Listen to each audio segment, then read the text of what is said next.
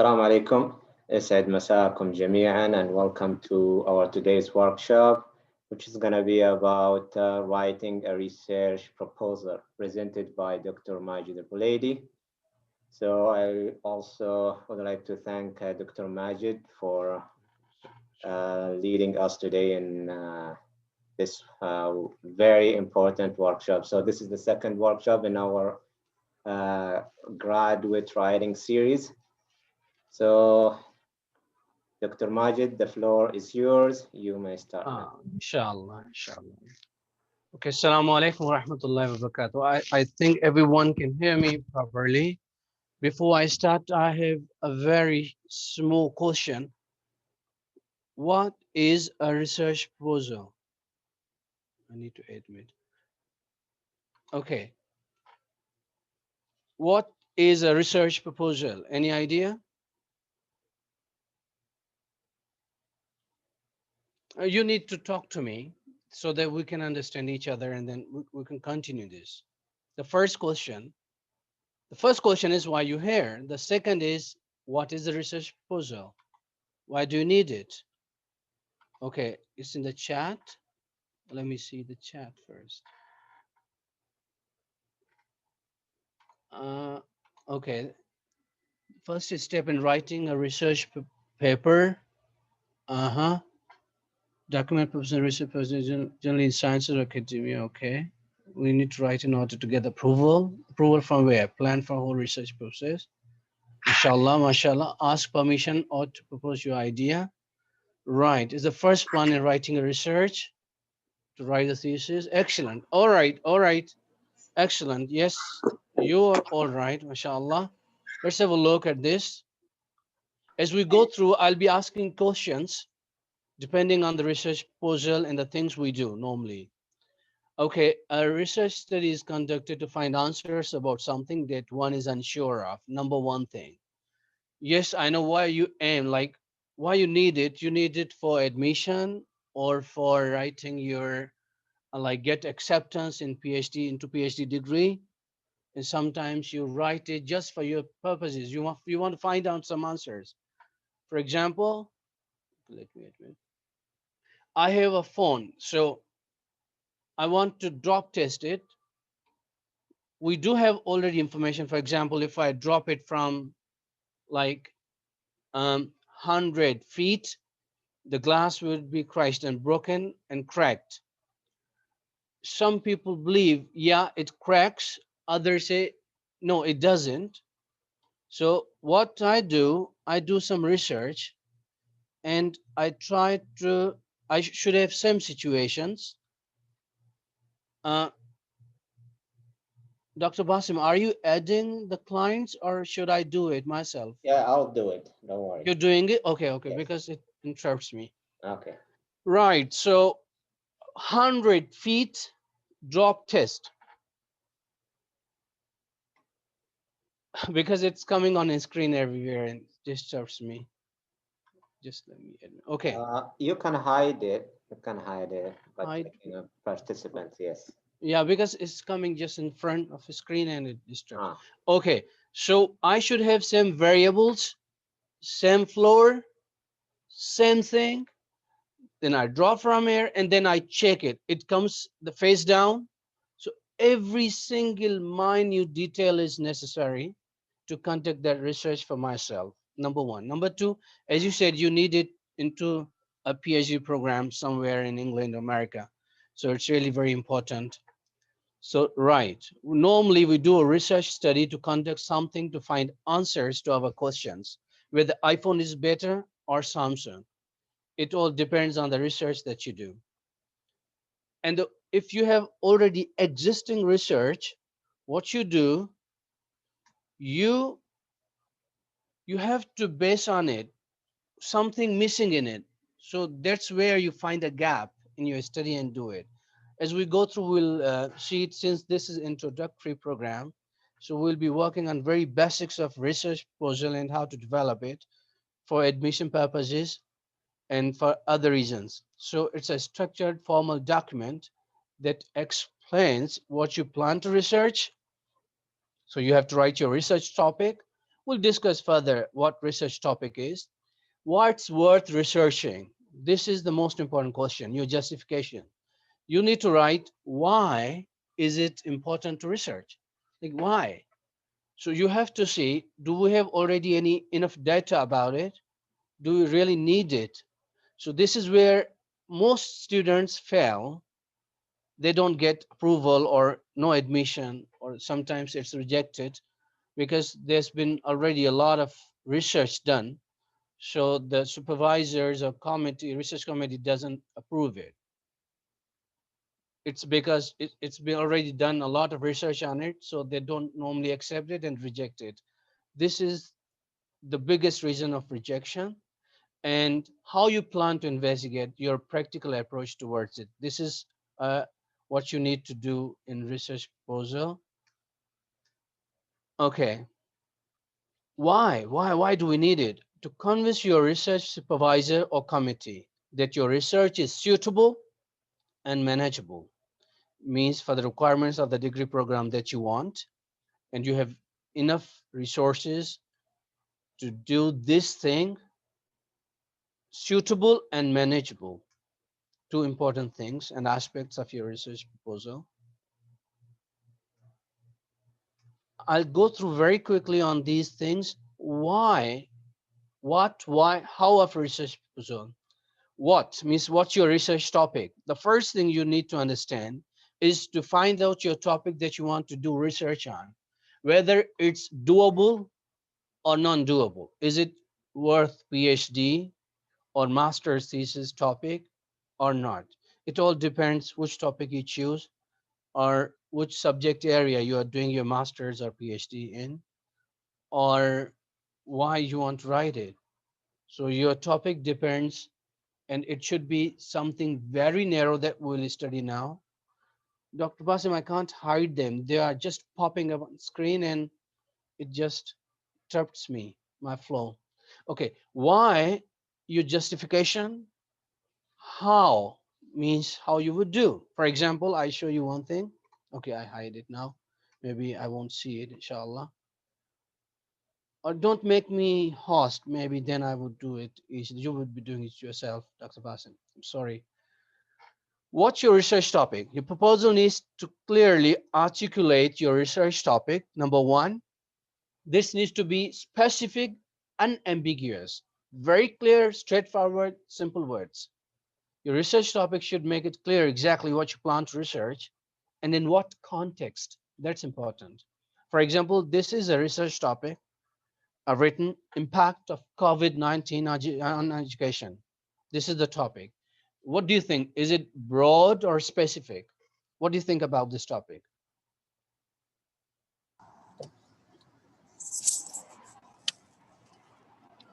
I need to read the chat, maybe. You don't talk.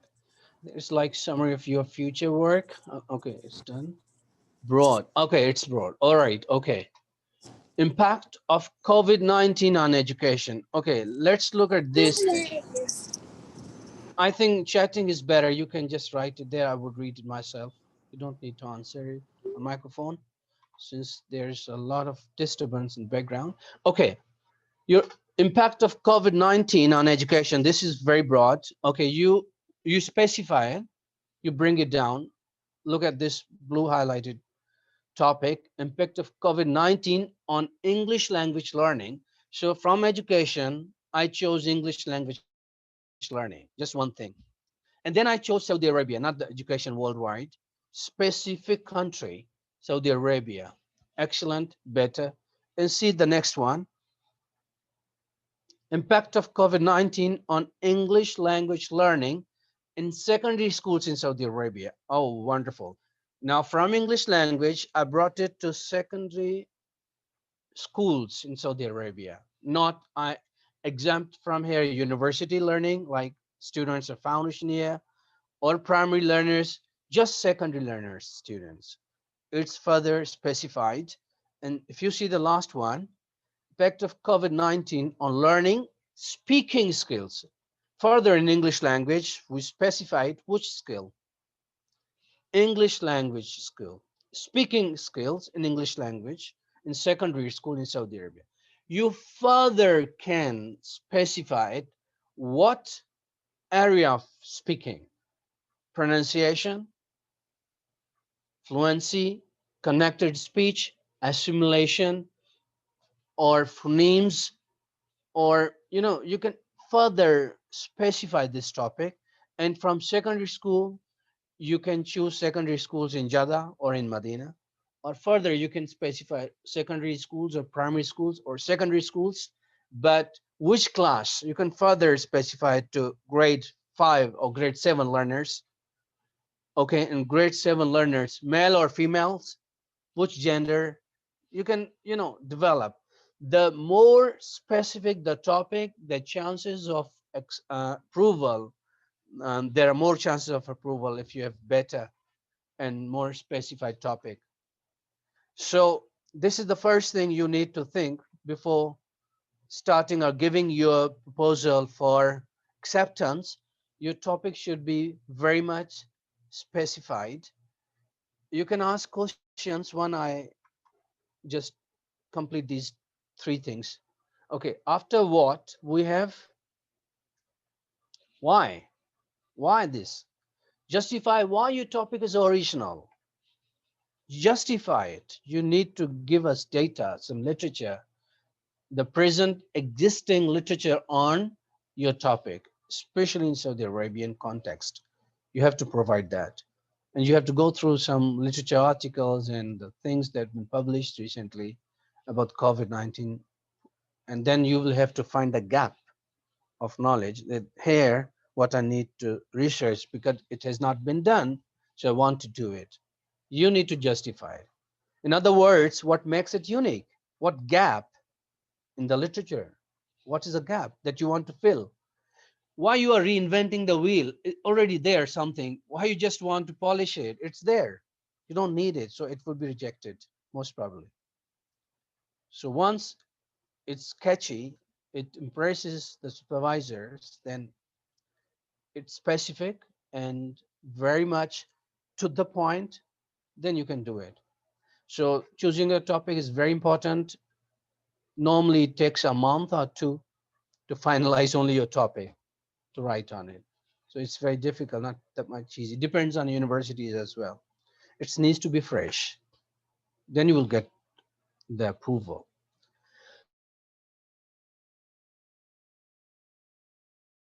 How? Then you qualitative, which inquiry you're going to use. So how you will undertake your research? Is your research design appropriate? Is it qualitative, quantitative, or mixed method, critical? Which research design are you going to follow for this?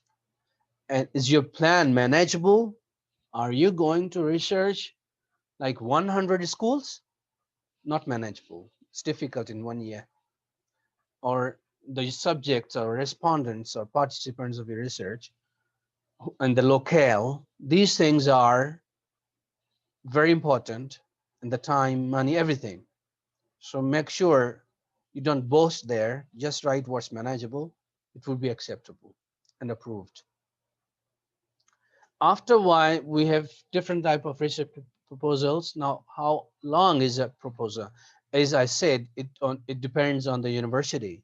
It varies from university. In England, normally for admission in masters, like 2 to 3,000 words are enough.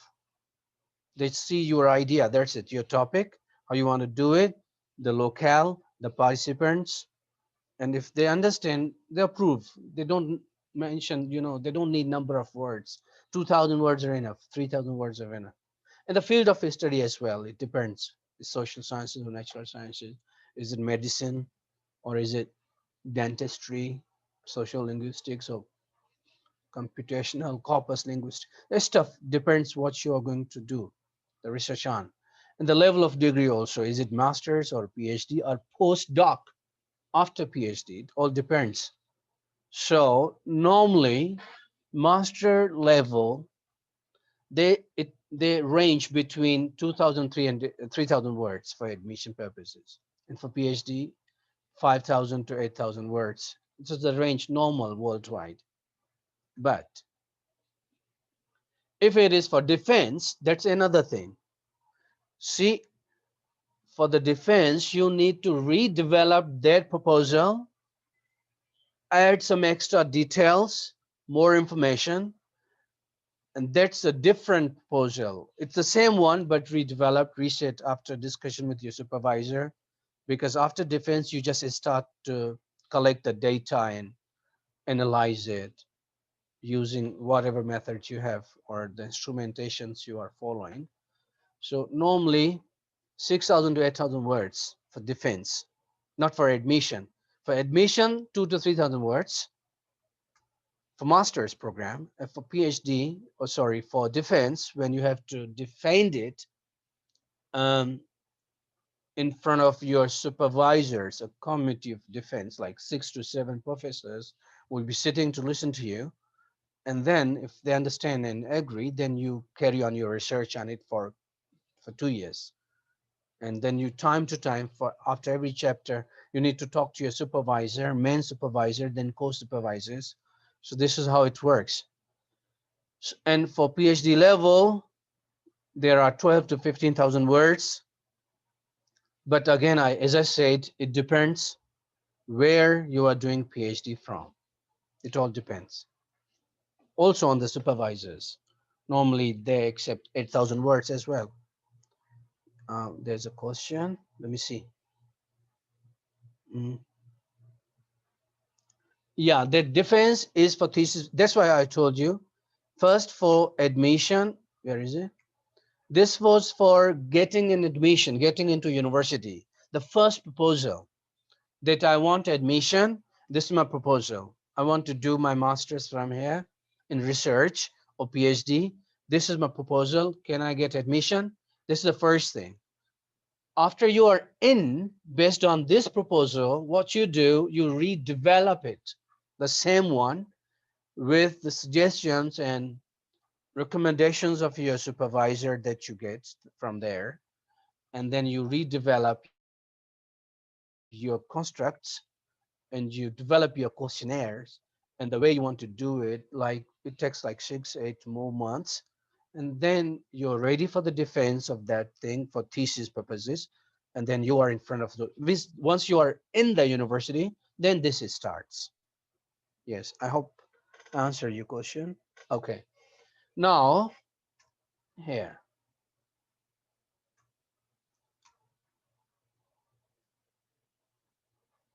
How is a research proposal structured? Again, it varies. I'll show you one sample of research proposal. Let me see the question here. What is it? Call it statement of a purpose. Well, whatever they call it, but what I've learned, and I say, this is what we know. Yeah, especially English universities, yes, or even American universities. But Asian universities or North Korean, those universities, they also ask for proposal, like International Islamic University in Kuala Lumpur, Gombak. I'll show you an example of that. Yeah, whatever they call, but the thing is same. If I say this is nose and other people are saying this is nose, they just turn their head and then they move their fingers and stuff like that, but the same thing. Okay. Research proposal structured, descriptive title or title page, you need it. I would show you how it looks, and a rich introduction and background. Why is this necessary to do research on? So you need this. This is the most important thing. The first thing they read, the objectives in it. Why you want it? Why? Why do you need it? This is the most important. A discussion of scope of the research, an initial literature review, of course. Like, how do you know you need this topic? How do you know? How do you know it's not been done before you? How do you know? So that is where you need to refer to the literature review and give them references that no, this hasn't been done here in my context. Saudi Arabia, no. For example, using technology in teaching English. Okay, has it been done? Yeah, but in schools, not at university. That's the gap.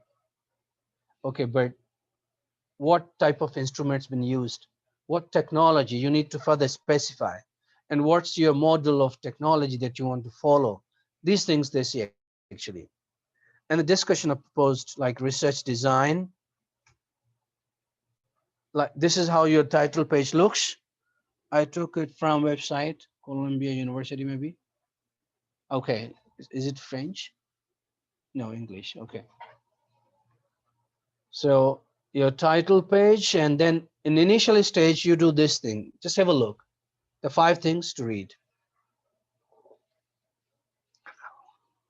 Research problem, then research objectives, then literature review, research design, and instruments you're going to use. These 5 things are necessary in a research proposal. You should have all of them. Again, I told you, they ask you, like they send you a sample of research proposal. Some universities have samples of writing research proposal, and they tell you, we need these things here. They give you the template to write your research proposal on that template. So you have to see what they want from you. This is how you develop and design your research proposal, depending what they want. So for example, if you're applying to University of New York, you would request them to send you a template for research proposal, what you want me to write on, which areas you want. The normal is the one that covers these 5 things. Mostly all research proposals have these, but when you need their specification, like the things they want, so you request them first before you write and submit for admission purposes. After this initial stage, research process, this is where you do your thesis. Like after you are done, everything's been done, defense has been done. So the few more things you would add to your research proposal are these. You will do data collection after that based on those redeveloped instrumentations or designs or literature review, because your problem stays same. Your research problem is the same. You do data collection, and then you data analysis, then research results. This is the last thing when you submit your thesis. So I just added it so you know what actually is research proposal and how does it follow the thesis. What is it? Okay. Well, typos maybe. Yeah, instruments. S is missing. MashaAllah, very picky. Oh, we have spelling, please. Instrumentation, like S is missing, of course, but you understand what I said. Data collection, data analysis, research results, and future research suggestions. These are the things that you need to add in your proposal first. Now, there are few things which let's discuss them very quickly so that you have an idea. Let me drink a little bit tea and a sip of it. My throat gets dry, so my voice doesn't come out. 3 inquiry methods, 3, but normally there are 2: positivist, interpretive. The critical is same like interpretive method. Oh, again, see method, METHOD. So H is before T. I'm sorry, I'll send you this PDF thing. I'll make the PDF of this presentation, send it to Dr. Basim, and he might forward to you. I will correct these errors, inshallah, because very quickly I had to prepare this thing. I was really busy in others. 3 inquiry methods. Positivist method is actually quantitative research.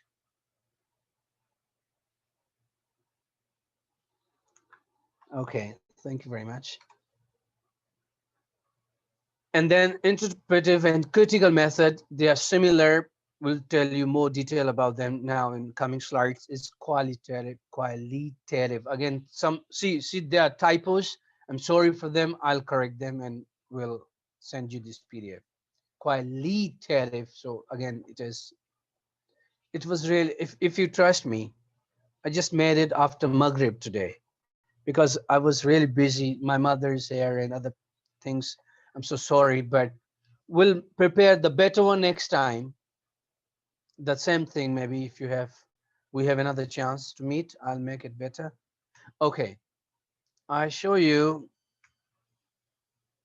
positivist method is like quantitative research is a philosophy. Positivism adheres to the view only factual knowledge. Positivist believe knowledge is what is fact, the real, scientific. It's messy work. Yeah, I'm sorry. It's a scientific, factual knowledge. You can observe everyone does the same and the result comes same. If you drive your car speed of 200 like kilometers per hour and you crash, you die. This is the research, for example. Anyone does, he dies. That is positivist method. That's factual, no errors, very little. It has the measurement. It's a scale, Likert scale. It is trustworthy. Everyone believes. Normally, scientific things like on COVID, sciences, physics, chemistry, biology, or these things, they use this thing because this is reliable and more valid. This is what they believe, but they're equally reliable, actually. I'll tell you how. It's limited to data collection. Interpretation is an objective way, but this is quantitative. You have scales to measure everything. Social surveys, structured questionnaires, these are instruments. S is there, see? Official statistics, and these have good reliability and representativeness. You need these things. This is the positivist, like they follow quantitative. Interpretive is like you interpret the data, like it's critical thinking stuff involved. It's like a paradigm that's based on assumption that social reliability is not singular or objective. It changes and shaped by human experiences. In social context, there's ontology, right? And it's therefore best studies within its socio-historic context by reconciling the subjective interpretations of various participants. These are just the words, in simple words. You can interpret the data. Oops, oh, sorry, go ahead. Where is it? Where was I? Research methods? Okay. Actually, I was reading a question here. So, okay. Right. We are going towards here. Thank you very much, brothers. This is, subhanAllah. Yes, here. They believe we interpret the data depending on the history, context, and the human nature and human experiences. So this is normally qualitative in social sciences. Unstructured interviews, observations of classrooms, or observations of the field. You go and check them and see how you, what you know, is it real? What you see is real. For example, this car vibrates at speed of 200 kilometers per hour. Does it really vibrate? Because someone said it. A few people say it. Okay, you rent the car and you drive it and you observe, does it really vibrate? And again, you have variables. Vibrate on which road? Medina road or Makkah road? Which road? Because roads are different. And which conditions? Which type of weather? The weather conditions. Slippery roads or dry? Snowy roads? Which weather? Which weather condition? Like, you have to see different variables to interpret the data. And then you say, yes, it vibrates. And again, how many people in the car? If it is one, how it vibrates. And if there are 7 people inside, what is the frequency or the level of vibration? So this is, you have different variables you have to see. Okay. And small, and they are from small number of participants. That quantitative large body, hundreds, millions, 7 to 10 years of research. This is what scientists do. Oh, I'm not talking to you. Sorry. It's, series. I don't know what's her name here. Okay, then critical method is similar interpretive, but it is more detailed, and critically you will have to see the things. You have two types of data. You comparative critical study what others have done and one body has done and the other one and the third one, and what you think about it, and is it valid or not. Observation, analysis of verbal descriptive data from small number of historical, sorry, again spelling mistake, historical documents. Data triangulation, I'll tell you what triangulation is. So many things you do critically, and then you find out the results and you tell yes, they're right, and you get your PhD once you say they're right. Now, quantitative research quality formal, specific, structured, fixed, and scales. And qualitative is informal, more flexible, non-structured, non-determined, and subjective. It depends on your understanding of the data, what you understand, what your brain says. So it's not that much reliable, but acceptable. It works because human subjects, people, human beings, how can you study them? Because you need interpretation, not scientific skills. Scales don't work sometimes. For example, you have a topic like people from 50 to 60 years of age, they walk faster than people aged 20 to 30. So you have to observe them in the streets, every single of them, and you have to see the ages as well, and then you have to interpret the data. I'm giving you just examples. They're coming in mind. I'm telling you this is how they do. Mixed method. This is the third one, recent, and it is more detailed. What they do, they mix both qualitative, quantitative. They mix them and get the data. It's more reliable, of course. You have both qualitative and quantitative research method, right? Systematic integration, mixing of both, single investigation in one same investigation of human nature. So the basic premise of this methodology is that such integration permits more complete synergistic utilization of data. So you have to be very much like focused in quantitative and then interpretive in qualitative. And you have to do critical thinking, and then you find out the data. Yes, it's more accurate and acceptable worldwide. Triangulation, what is it? It means more than one method to collect data, same topic. People do this because they have limited number of subjects that they work on. It assures the validity of research. So they use both quantitative and qualitative methods for same thing. This is done when subjects are limited, samples are limited, but the variation, like variety of data collection tools are being used, both qualitative and quantitative, to understand what it really is, what the findings are. So these are some of the methods, because this is writing a research proposal, not about the research methods. So I just touched it. It has more data. Like if we are doing mixed method, okay, which method to use first? Confirmatory, explanatory. These are different type of methods in mixed method theory.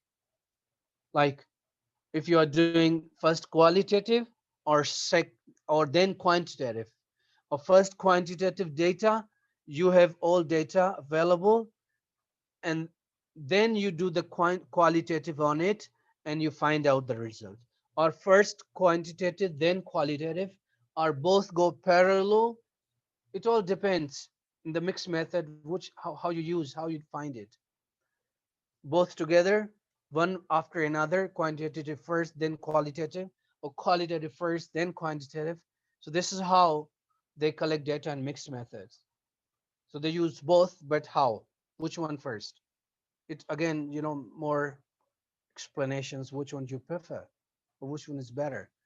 First quantitative, then qualitative, because it's far better, because once you have the data, you can interpret it and you can do some observations on it, valid, and then see if the data are valid or not. You have to see that. Okay. Yeah, what's the question?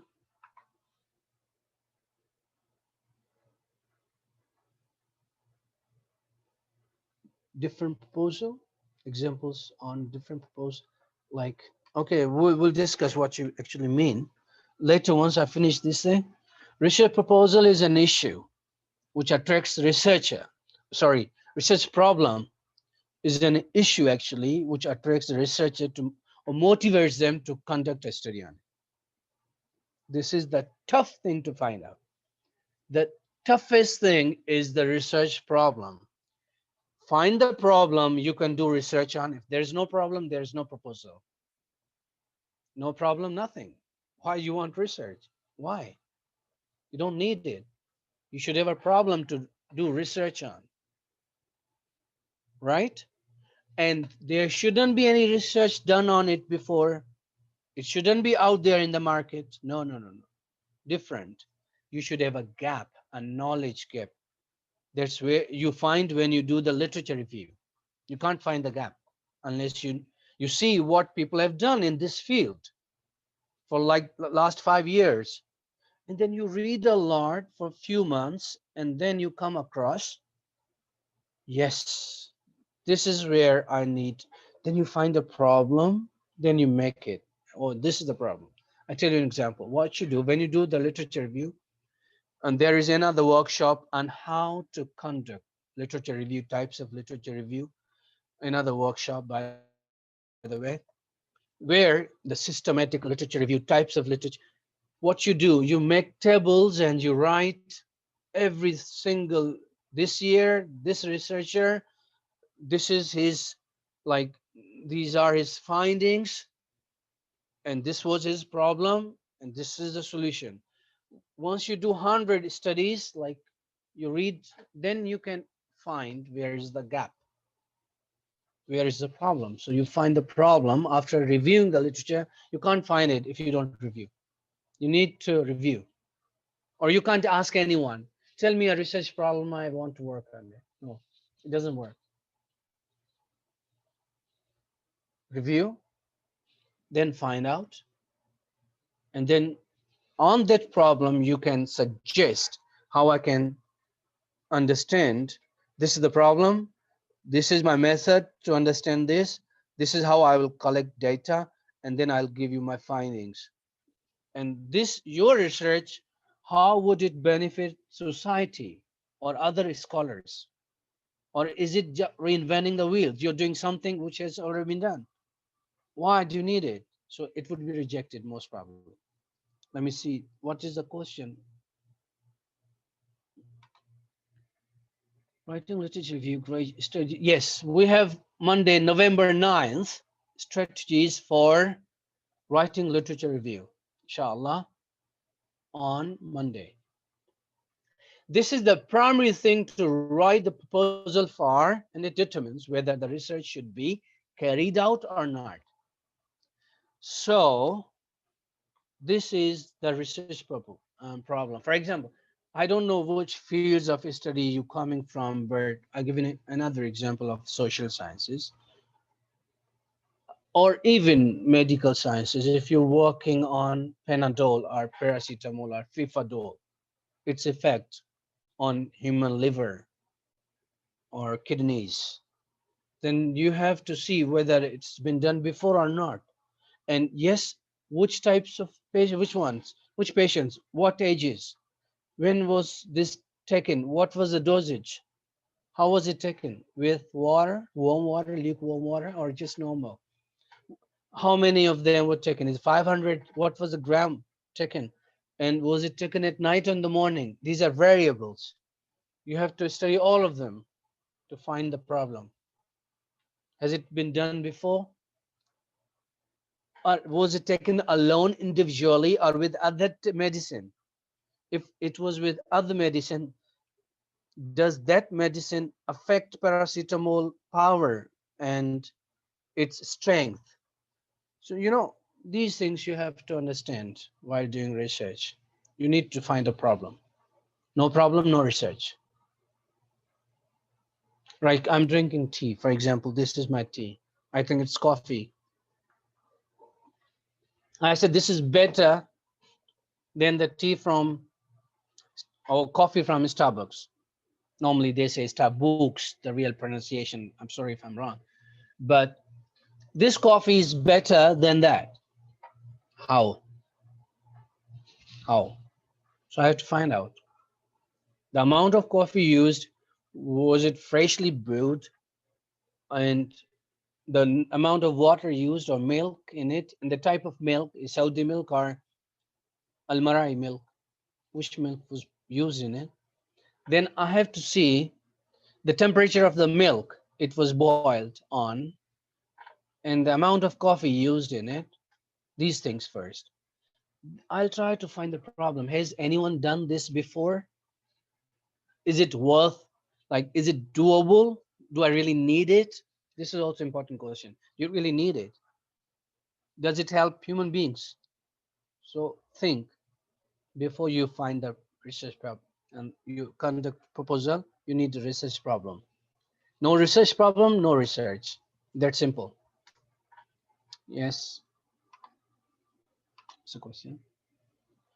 What's the problem? There are several studies being conducted, so I can't find a clear problem. You can't find unless you read Akram Abdullah. The more you read, the more problems will come up. Now tell me, for example, what's your research, like where you want to do it? I'll suggest some topics. Tell me what's your problem. I'll tell you what to do with it. You have to find that, yeah, there is no problem, no problem, no research. Simple. Nothing. You don't have any problem, research problem. You don't have it. You don't do the research. No proposal. Again, spelling typo. I'm sorry again. Research problem arises from interest and experience of the research, existing theory, replication of previous research, and contradictory results of the past. I show you one example. You will understand it now. How to find a research problem. Here, look. The research title is The Effect of Thinking Styles on the Academic Achievements of University Students. The effect of thinking styles. Every person has different thinking style. What's its effect on achievements of university students? This is the topic, research title. Already been done. Someone has done on it. What you are supposed to do is this thing. You're unsure about the facts of thinking styles of the student. Unsure. They were not sure. The way they did was not right. Contradictory. You're opposite of it. You are going something against the first researcher. Yes, now you have a research problem. You want to solve it. You see, you are unsure about facts. They were wrong effects.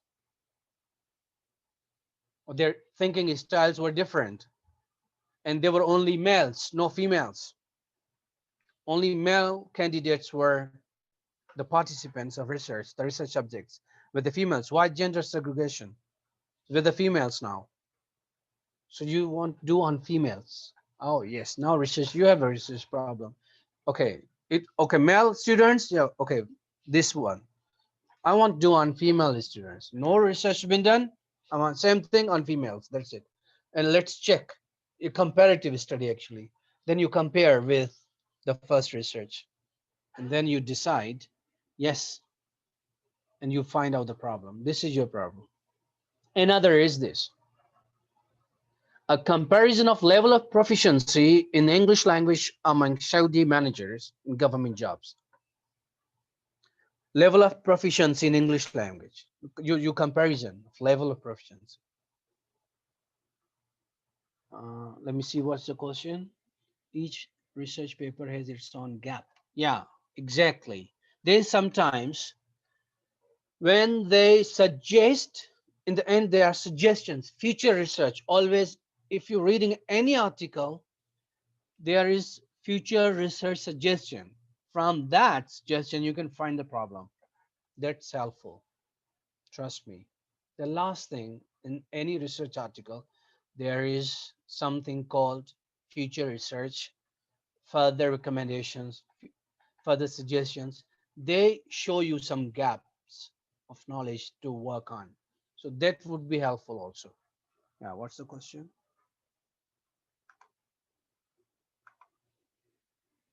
Mr. Akram, conflict interest research will help you find. Exactly, Moya. Thank you very much, brother. Okay. Inconsistency in previous research findings on the level of proficiency. Now, this is the research problem. There was inconsistency. It was not consistent. So you found another problem. No, it was not consistent. Inconsistency in the research. Then you find out again. That's what you do, the research on. What is research objective? Without this, there is no use of research. There's no proposal if you don't have this also. The two more important things. This is one of them. Usually states in the abstract. It explains the main reason for conducting the research. The main reason for conducting the research. And it's the most important aspect of research. All efforts of research are focused on it. This is the why of the research. Why you want this? What's your benefit? What's the benefit for human beings or to your company or to the university or your people, or your fellow men? Uh, uh, what is the objective? What's in your mind? Why you want this? What's wrong with you? Why this problem? Why? So this is objective. Why do you want it? So you can say that this research will help our customers grow their business, like our managers grow their businesses or something. Oh, okay. So if you do it, this will help the managers or the companies, local companies in Saudi Arabia, grow their businesses or grab more clients or do more social networking, or whatever the topic is. You have to tell why this research, what's the benefit to humans or others, what's your objective, why do you want it. This is also the most important aspect, one of the aspects of research. And then you develop research questions. You do need research questions that you want to ask, and you make your questionnaire, or what questions you have that you want answers of. So you need research questions from that research problem. You develop research questions related to the problem, not far, should be there. I'll give an example. You need research constructs, constructs of research problem. I tell you one thing. Okay, teaching English, integration of technology using Summer framework. Summer is a framework given by Dr. Petundura. This name is I don't know what's his name, but Ruben Petundura, something like that. He said there are four levels of technology integration in teaching. Four levels. The teachers integrate technology based on these four levels. Level one, substitution. They just substitute the technology, like they teach the note, like book, from the book, same photocopy of book on a projector, the same book they have in hand, now it's on computer. They substitute the book online, that's it. No other changes in it. It's level one. Level two, they change alteration, like addition. One is substitution, there's an addition, they add something to it. First, students were writing in pen. Now they are supposed to type in Microsoft Word, not write on paper. Okay, good. This is little addition to writing an essay. They were used to write on paper. Now they changed from paper to note option of computer or uh, mobile phone or message option of mobile phone. They're modifying a little. So what's the question? Solving problems. Okay, this is how, so okay, now what you do, you need to construct from the research problem. You need questions.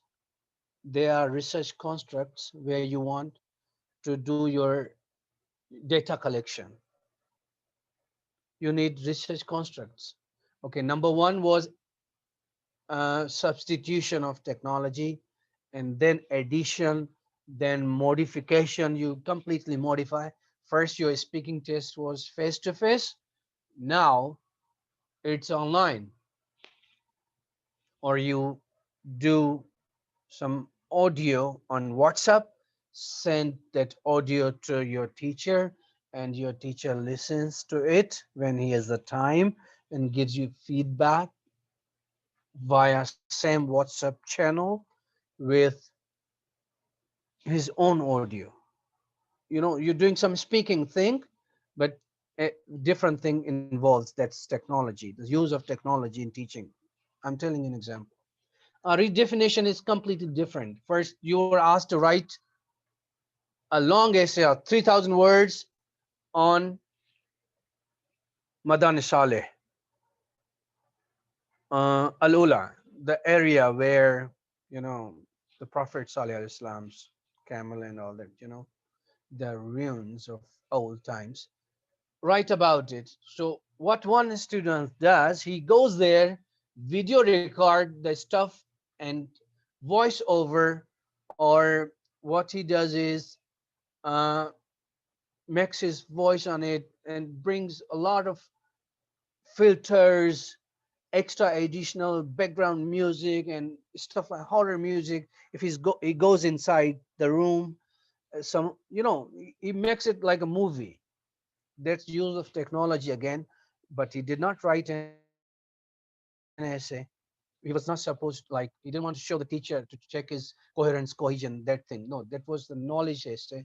They wanted information, that's it, not about the language thing. So he did it by making a video. This is also the use of technology in teaching and learning. So these are some of the constructs. Now, four constructs. Each constructs you will have to make questions.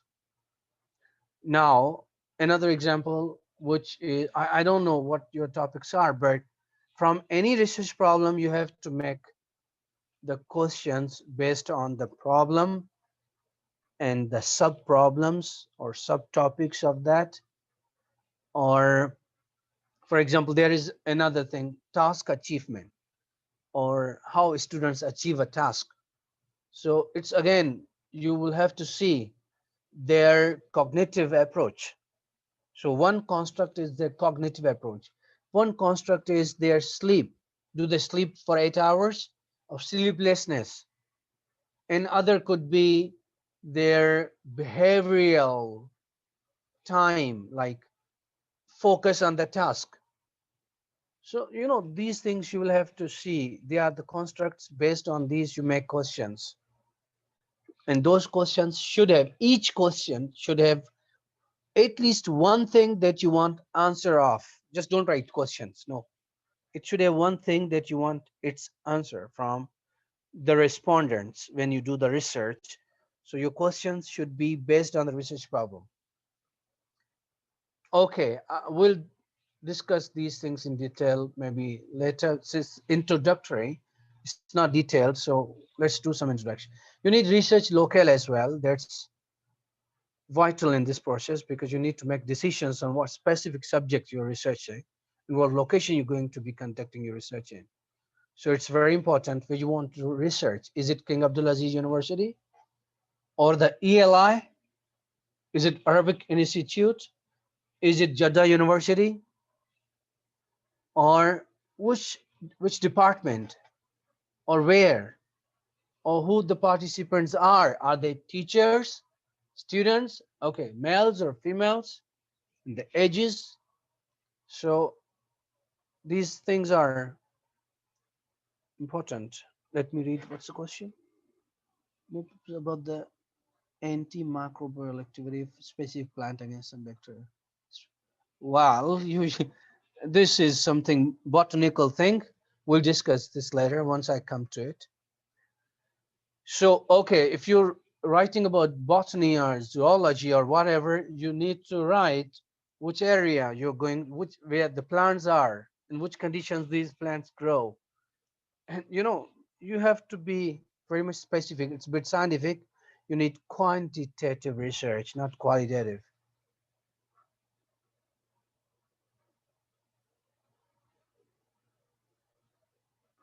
Okay. Research locale is important, and then comes research participants. They are like, who are they? They are also human subjects if it is qualitative research or an experiment, or study participants or subject. It's a person who participates in this. Is we call research participants. Normally in social sciences, you need people, humans, to do research on. For example, you want to know the impact or facts of Netflix on students of grade 12 or high school students. So your participants are high school students. You can do another like side participants like their parents, some interviews from the parents as well. Maybe they're lying to make your data more valid. You can conduct some interviews from their parents as well. The timing of the watch time on Netflix and the types of programs kids watch. So you have to think what your research, who your research participants are. Okay, after this comes research locale. It has, oh, sorry, again, forget about this red thing because I forgot to remove it. I needed to copy and paste there so that I could write it fast. You need research limitations and delimitations. Limitations are influences that the research cannot control. For example, I want to do research and I can't control. I can't do research from females. Not allowed. Gender segregation in Saudi Arabia, for example. I want to conduct some research from female participants as well, but I can't. Why? Because I don't have an access to the female participants, not allowed according to the law. So this is my limitation. So I would write, my research participants were only males due to gender segregation in Saudi Arabia. Limited. And delimitations are choices made by research. It's up to you. You describe the boundaries that I want to study here. That's it. So these are delimitations. I want to study only this area, not another, only King Abdulaziz University, not Jeddah University. It's your delimitation. It's up to you. You have to decide. Hypothesis is specific, clear, testable position or predictive statement. You think maybe this would come. You have a feeling based on your observation and experience that students use 8 to 10 hours of mobile phone in a day. How do you know that? Because you, being a student and of their age, you use same amount of time. So hypothesis is something you think it's similar, but it's not even, it's scientifically studied, but not sure till you find out, yes, they use 8 hours like me. Okay, these are some of the formats of components of research proposal. You write introduction and the background and significance of why is it important? Why is this research important? Some literature review, your research design and methods, preliminary suppositions, if you have any, or implications and problems, little conclusion, then bibliography, references that you've been using, the literature review you have done, you have references. For referencing, you can use a lot of softwares like Mendeley. I use Mendeley, and you can use Zotero or many others. InNote, many reference softwares are there. Bibliography. Some universities ask work schedule, timetable, how many, like what is the duration of this research? So you write literature review 2 months, research design 15 days, and then data collection 5 months. So you give them a timeline. Yes. Language of research proposal. Let me drink this, please. Gold. Language of research proposal is the language of research proposal must be sound, sound professional. It must sound professional, free of mistakes. Avoid long sentences to impress them. No way they're not going to be impressed with your long sentence. They should be very short, very specific, very much simple. The simpler, the better. This is what we've learned.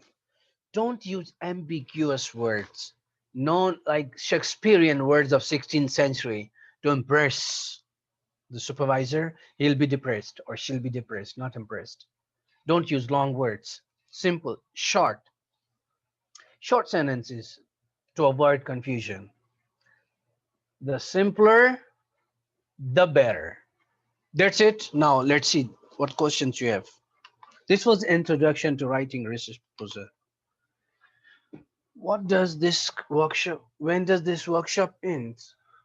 It ended. Class finished. Now question answers. Few questions. If you got questions, go ahead. MashaAllah, 104 participants. This is work of Dr. Basim Lamri and our staff. MashaAllah, very hard work, guys. Yes. MashaAllah, tabarakallah. MashaAllah. Thank I you, love Majed. this. Yeah. We appreciate the attendance and we thank all of them for attending this workshop. And thank you, Dr. Majed, for this wonderful and informative presentation. It's time now I'm going to share 2 links now with you all. So the first one is the evaluation form. Please complete the evaluation form. And the second one is our YouTube channel. Inshallah, within 24 hours, we will upload this presentation. So now let's open the floor for questions. If you have any questions or comments, you can write them here in the chat, or you just open your mic and ask your question or raise your hand. Dr. Kamal, MashaAllah. Welcome. It's my pleasure, brother, because this is how I learn. When I have some, the chances to create such thing, I learn a lot. We're learning every day. So this is what I've gone through. Some research proposals are never accepted. Even you try for a year, even for 2 years. One Saudi friend, he asked me, like, it has been like 2 years. He's been rejected from every single university. When I saw his topic and research problem, it was not any problem. There was nothing. I said, you would be, of course, rejected. Then he went to University of Birmingham. A question from Ragad here. Is it important to criticize previous studies in the proposal? You have to. Once you criticize, it's better. You have more chances to get approval. Once you criticize, means you have the knowledge to do the research on. You should. This is what scientists do. All right. Any other questions? Your research problem is your problem, but scope is the value of that research. What would it benefit? How would it benefit to the humans and the other people or the society? What's the scope of your research? Problem is your issue, what you want to discuss, but scope in the society, in academia, or with those scholars in the pool of knowledge, how does it benefit others is what you call scope. Yes, it's a fact of, yeah, your problem, solutions, effect on it.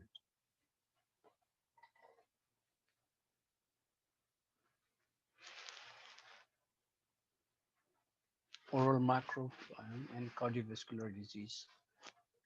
Iman, this is a medicinal thing. You can't find gap. The more you study, the gap you will find, of course. You should slightly change your topic. You might find a gap. See, cardiovascular disease, like heart diseases, what age? You can find a gap once you find the age range, like 70 to 80 years old people or women, not men. So it all you can find gap. Try it. Okay, Memuna, yeah. You can yeah. open mic and ask as long as the question is valid and I understand. Thank you so much, Dr. Majid. I wanted to ask you about the gap also. For example, you already said about the impact of Netflix on high school students. So in this research, what is the problem? What is the gap? Because honestly, I find it really hard to know what is the gap or the problem. You have to do some research on it first. Has it been done before? If it's new, you don't need a gap. It's already a gap itself since it's new. Why do you need gap for everything? See, this is a new thing and no research has been done on it, so it's already a gap. The gap is no research has been done on it. This is the gap I want to do. Okay, go on. You'll get approval.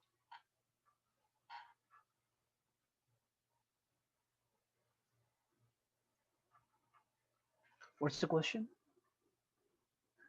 Thank you, sir. It was very informative session. I will ask if you don't mind, is this spot can be considered as a gap? I didn't understand the question. What does it mean? Spot? I don't know what you're asking. I'm sorry. Choosing on the literature I found is a bit general. I'll make it specific. Specify it. Narrow down your topic. Narrow down your research. The journal narrow down to specific things. Effect of Netflix on students' submission of their assignments. Oh yeah, this could be gap as well. Yes. Submission of the late submission of the assignments. It's because of the effect. But make sure it's researchable. Make sure you can do it. How would you find the data? Check the ending also. How would you get these participants? It shouldn't be only the topic, but how would you find the participants? Where would you find them? Will they be like able to give you the accurate data? So make sure you can't go to their homes and ask them. Even their parents don't have time. They can't give you the data. So it should be something considerable. You should consider before doing it. How would you go and collect the data? This is the most important thing. They can like disapprove your proposal if they find out that you can't find the data. You don't have resources. How would you go to their homes and find Netflix thing? Okay. Literature review on one research, and when I read many papers, I found many gaps. Yeah. Yes, good. The more you read, the more gaps you'll find, of course. Understood. Yes. Any other questions? طيب أنا كنت بقول يعني in the previous يعني in literature يعني في ال previous work مثلا عملوا methodology test استعملوا مثلا certain technologies. طيب دحين لما تطلع تكنولوجي أجدد فأنا لما وما قد أحد عمل عليها ريسيرش نفس الريسيرش بس أنا لما أستعمل النيو ميثود هذا يعتبر gap. دكتور باسم انا فاهمك بس شويه ما في 100 لازم. Yeah, she's talking about the methodological gap if she wants to. Yeah, a different method you can do triangulation. Yeah, you can use a different method to find out the same thing. There is a new test machine available now that يعني didn't available before. Exactly. That can is the I gap. do this?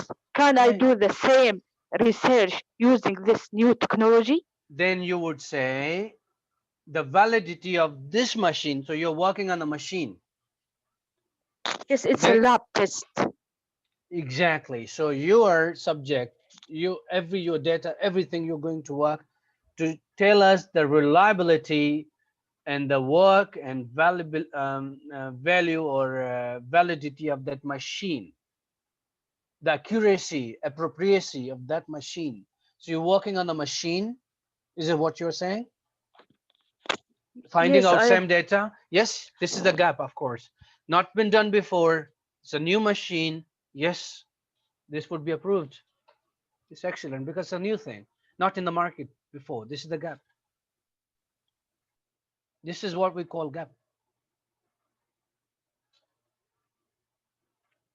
Aywa. Gap. Inshallah, it would work. Imshi, inshallah. Ma fi mishkila.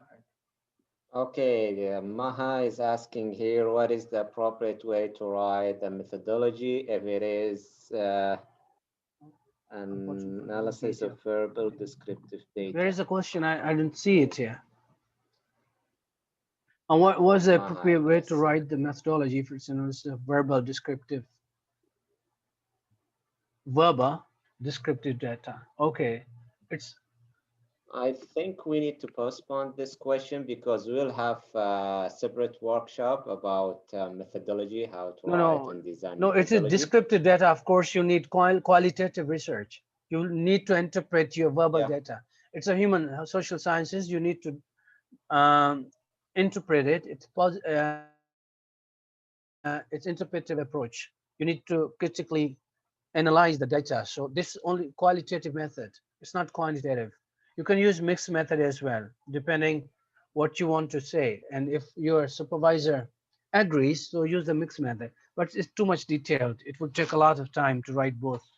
First, you find out qualitative, then work on quantitative, or first quantitative, then qualitative. It takes time. If you want your degree, this is the main aim of your research, then just use one.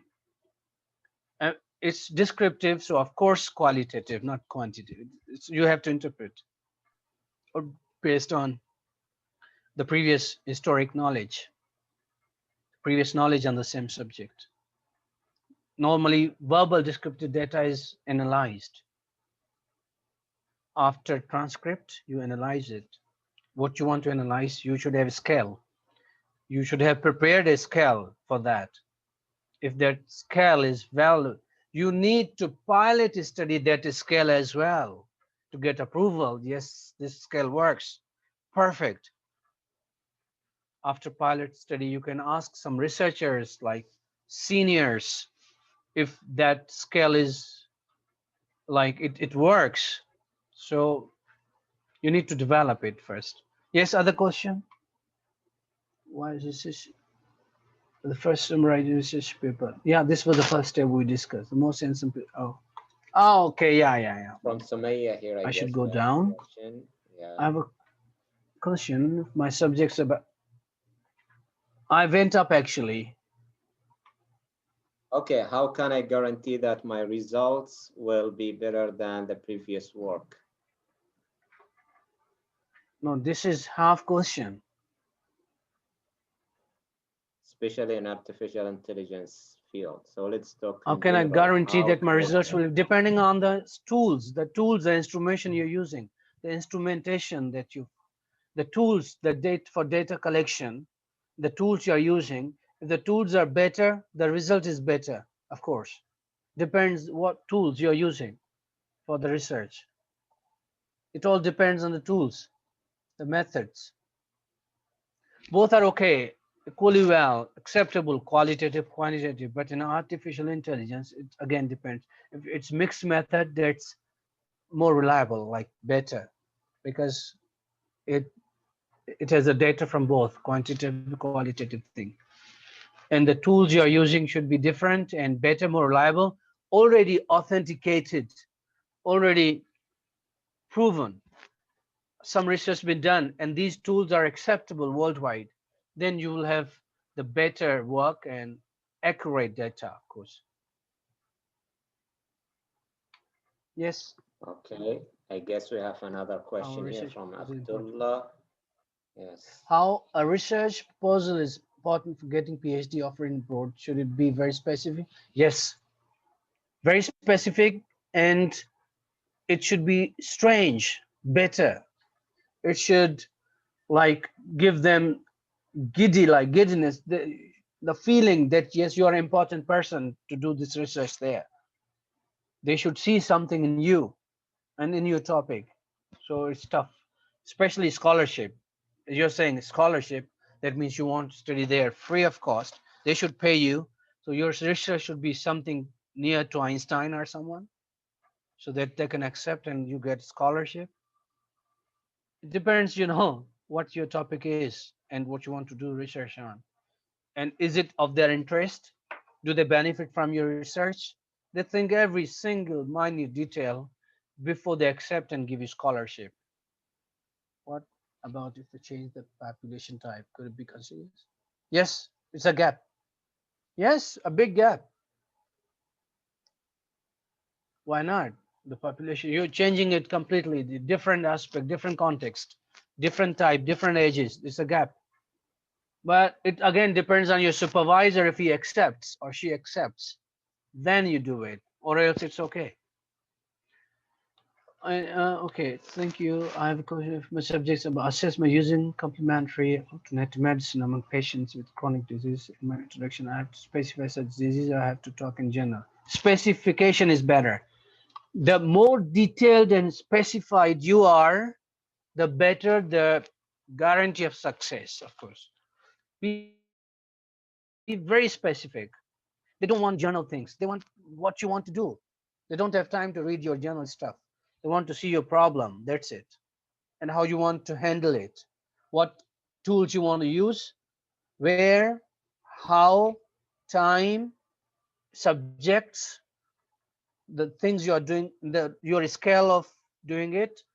You want to check these things only. The more specific you are, the more chances of success are. Trust me. The gap of the knowledge is should written in the research problem or at the end of the literature review. Of course, you have a research problem. When you're talking about research problem, you should mention it. Why I want to do it, because it has not been done. In the problem, of course, not in the end. See, in the research problem or even in introduction, when you introduce your topic, you should discuss it. Why I want this thing. It should be everywhere. Again, it depends where they want, but normally it's in the research problem. What's your research problem? Why is it a problem? Why? Why is it a problem? So you should say because of this. This is the gap.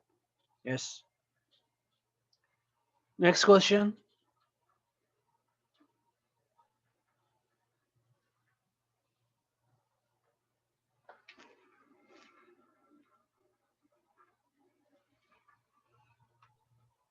All right, so any other questions or comments? We still have about 5 to 10 minutes for more questions. So, okay, many thanks. Come. So I think we need to end this presentation. So since there are no more questions.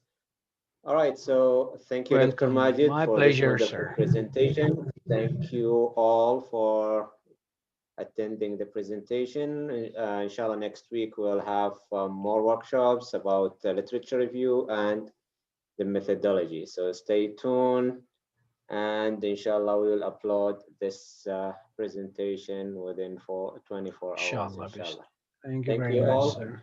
Thank you, Dr. Majed. Welcome, sir. And we'll see you inshallah next week. Enjoy the rest of your night.